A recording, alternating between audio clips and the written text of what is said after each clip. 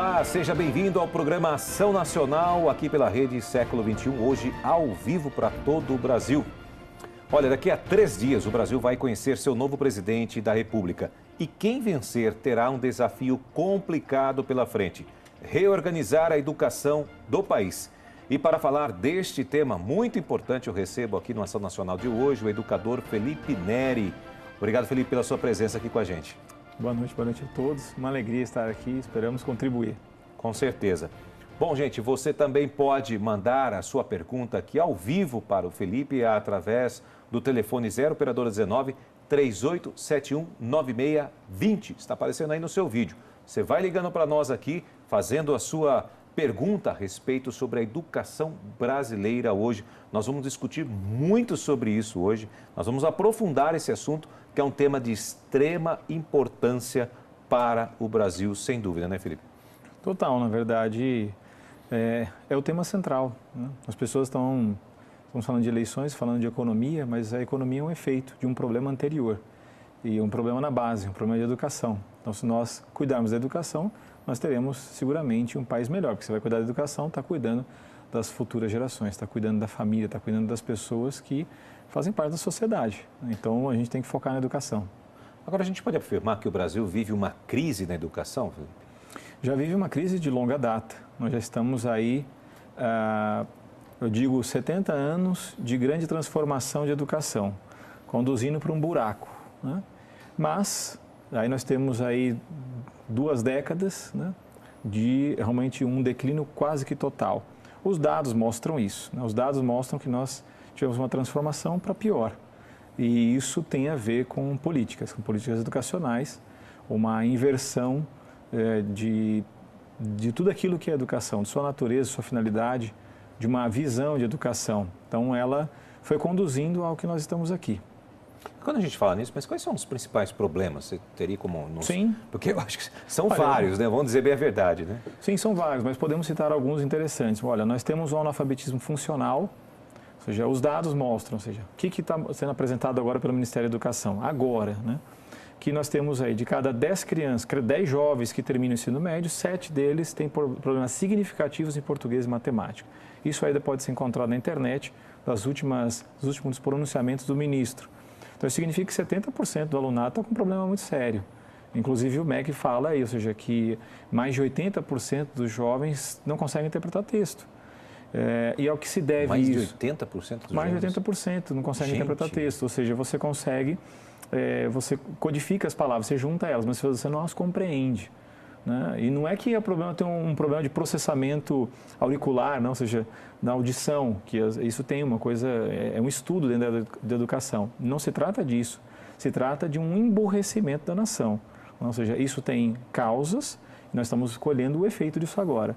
Só que alguns tentam falar que isso é de agora, de um ano para cá. Não, isso é de longa data, nós estamos colhendo uma série de problemas pega a educação e torna ela completamente burocracia. O professor está com um problema na ponta para poder dar aula, porque aqueles que pensam em educação estão completamente equivocados. Nos colocaram como formação e capacitação do professorado o que há de pior para poder estudar. Isso é um dos problemas, mas temos outros. Nós temos a progressão continuada, que é uma coisa absurda, que foi implementada também nas últimas décadas também. Não tinha isso no Brasil. Nós tivemos uma educação de qualidade. Pouca gente conhece a história da educação de nosso país. Então, nós tivemos isso há muito tempo atrás e hoje já não temos mais isso. Você citou aí agora a projeção continuada, é isso? Progressão continuada. Explica para nós o que é isso aí para as pessoas poderem entender. Na prática, significa o seguinte, olha, por exemplo, se você sabe que você comete um crime, mas não há punição para isso, então você faz do jeito que você quiser. É a mesma coisa, ou seja, em educação também. Você sabe que se você não estudar, não tem problema, você vai passar de ano. Então, construir um problemaço para um professor, para um diretor de escola. Não é que você quer punir um aluno, não é que você quer reprová-lo. Só que o sistema vem emburrecendo de tal modo, há uma série de coisas que vem atrapalhando, e às vezes o aluno não tem condições mesmo. Você vai empurrando ele de ano para ano, e aí nós chegamos na universidade, você vê gente que não consegue escrever um texto. Por quê? Porque vem empurrando para cá, entende? Todo mundo jogando um para o outro e tal. E o que acontece é que ele passa, porque você não pode reter. te colocam quase que para você fazer um dossiê que pode ser indeferido na Secretaria de Educação. Entende? Isso é um absurdo, ou seja, você não tem verdadeira autonomia, isso é uma desautorização do professor, isso também é para levar ao declínio, para poder mostrar que não tem evasão escolar. Está todo mundo dentro da escola, entende? E está passando isso aí, dados, e fica com discursos demagógicos, desfocados do assunto, e na prática é um péssimo conteúdo.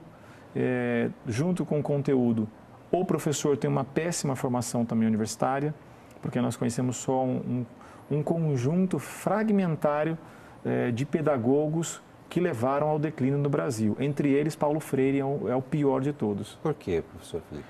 Bom, na verdade, esse grande marxista, né, que é Paulo Freire, a sua concepção marxista é completamente invertida da educação, mas ela é intencionalizada, ela tinha intenção. Ele tinha intenção justamente de subversão da identidade, subversão da sociedade. Então, para você realmente dominar uma nação, você precisa massificá-la. Para você massificá-la, você precisa baixar o nível dela. Então, você usa de discursos estratégicos, você fica falando que você quer ajudar as pessoas mais simples e você quer rebaixar o conteúdo para alcançá-los, porque eles não alcançam esses níveis. Isso é uma grande mentira. E aí você foi baixando realmente o que tinha de conteúdo.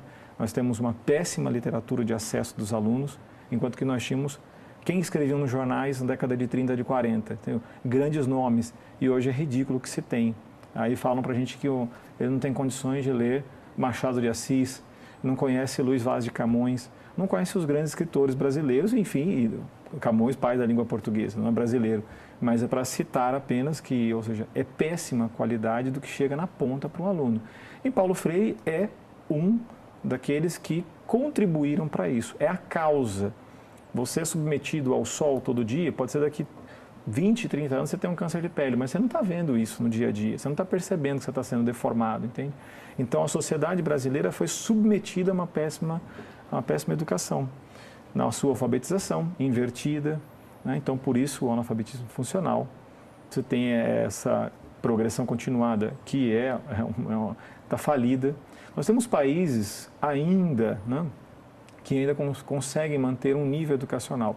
E veja o que eles fazem. Eles não seguem esses pedagogos que aqui no Brasil se estuda na universidade. Em que nível nós estamos, professor? Mais ou menos para poder ter uma ideia. Bom, olha, hoje, em nível mundial. Para quem está nos ouvindo, né, ou seja, se você pegar rankings internacionais, nós somos os últimos, entre os últimos países. Ou seja, de 100 países, 88ª posição no Fórum Econômico Mundial, enfim, em todos os rankings. É porque é a prática do dia a dia, é o que nós estamos lá embaixo no buraco, entende? Então, o ministro Roscielli é o ministro atual. Tá? Então, o que ele falou? Que o ensino médio faliu no Brasil, são as palavras dele. Então, atual ministro. Atual ministro.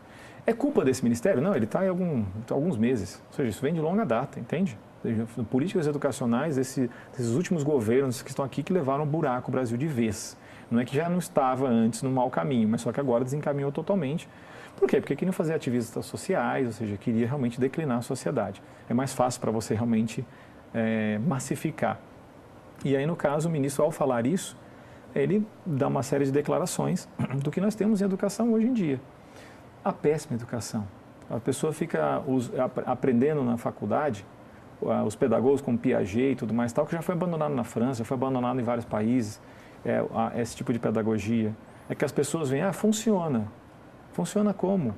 Como é que a gente chegou a esses dados? E são esses os pedagogos que formam o raciocínio pedagógico do professor que está na sala de aula com as crianças. Então, nós estamos recebendo o que é de pior, na formação do professorado. É ali que deveríamos ter o melhor, ou seja, não é investimento, né? Mas a ponta é o professor, é dele que nós precisamos. Eu ia até perguntar isso, porque muito se fala, não, falta dinheiro para a educação no Brasil, falta investir na educação do Brasil. O que é que está realmente, é isso? Olha, deixa eu falar um negócio aqui. Bom, aqui eles estão me vendo aqui, né, diretamente falando aqui. Então, deixa eu falar uma coisa para você. Esse negócio de falar de investimento, isso aí é discurso ideológico, em primeiro lugar, e é a conversa de político. Eu vou investir em educação e tudo mais tal. Isso primeiro que não chega no bolso do professor, para começo de conversa, tá? Não vai chegar lá. Então para de sonhar que você vai ganhar mais, professor que está ouvindo, que é mentira isso, tá? Pode-se melhorar a estrutura física da educação? Pode, mas isso não chega como dinheiro para a educação. Não é assim que chega. Ou seja, as verbas de educação, elas chegam para o equipamento, para poder melhorar uma coisa ou outra e tal. Mas não é isso que muda a educação. O que muda a educação é o professor que está sendo desautorizado, que suas capacitações, que são obrigatórias para quem está na rede pública, quem é professor está me ouvindo sabe muito bem. Você tem uma série de capacitações para você subir em carreira. Só que aí você vai ver a qualidade daquelas capacitações, são ridículas. Ali é um adestramento, na verdade. É um adestramento de professores para que ele lá fique como uma marionete executando as políticas educacionais do governo. Porque ele tem que seguir algumas já pré-determinadas? Bom, olha, boa parte do que passam para nós dentro dessas formações, elas estão em qual nível? O nível didático. É como se o problema do professor fosse ficar fazendo micagem, fosse ficar fazendo palhaçada na sala de aula. Porque você precisa atrair a atenção do aluno. Então, eles ficam falando como técnicas, didática e tal. Esse não é o problema. Por que você não consegue, às vezes, ter a atenção do aluno? Bom, porque o aluno, ele foi introjetado no mundo virtual, ele tem uma dispersão por conta disso, porque já os estudos muito sérios e as pessoas não têm coragem de vir a público falar isso e ajudar os pais de mostrar, olha, o teu filho está com tablet, videogame, celular e tudo mais, só te falar uma coisa. Os prejuízos.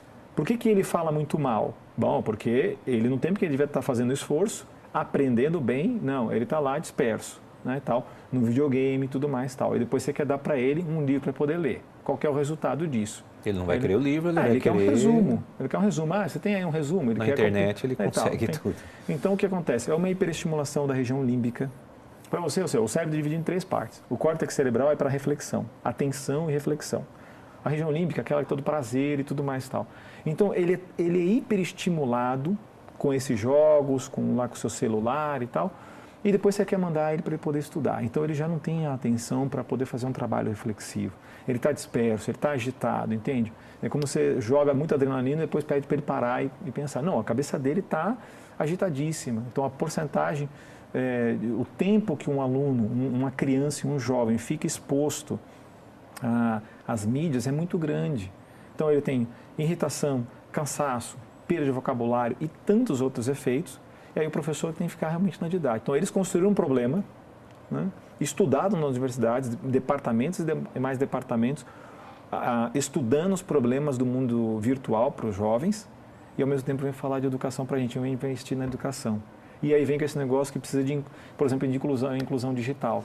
Mas isso daí, então, nós vamos falar um pouquinho agora sobre inclusão digital no próximo bloco. Eu estou aguardando aqui sua ligação, vai ligando para nós, 0 operador 19 3871 9620. Nós estamos com a Ação Nacional ao vivo, nós vamos para um rápido intervalo e voltamos já.